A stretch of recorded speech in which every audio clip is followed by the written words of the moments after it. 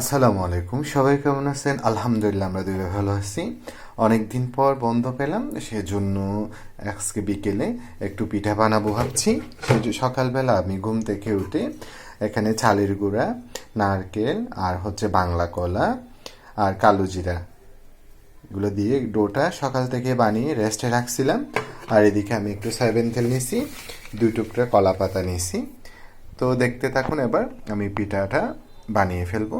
আর এটাকে চট্টগ্রামের ভাষায় ফাক্কুন পিঠা বলে, বা অনেকে তেলের পিঠাও বলে।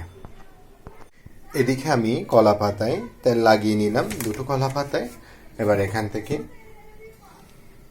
ডোর থেকে অল্প অল্প নিয়ে গোলাকারে করে কলা পাতায় লাগিয়ে নিব, তারপর আমি তেলে দিয়ে দিব। এই যে আমি 2টো পিঠা বানিয়ে নিলাম, এবার চুলায় দিব। এদিকে আমি কড়াইতে তেল দিয়ে দিছি, এবার একটা একটা পিঠা দিয়ে দিব তেলে। তো মাশাল্লাহ, আমার পিঠার কালার দেখুন কিরকম ফুলছে, তাও দেখুন।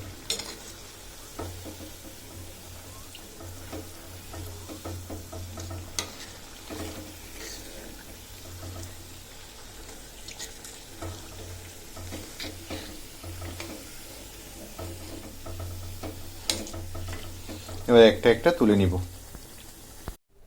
তো মাশাল্লাহ বলবেন, আমার পিঠা একদম রেডি। চট্টগ্রাম ভাষায় এটাকে ফাক্কুন পিঠা বলে, আবার অনেকে তেলের পিঠাও বলে।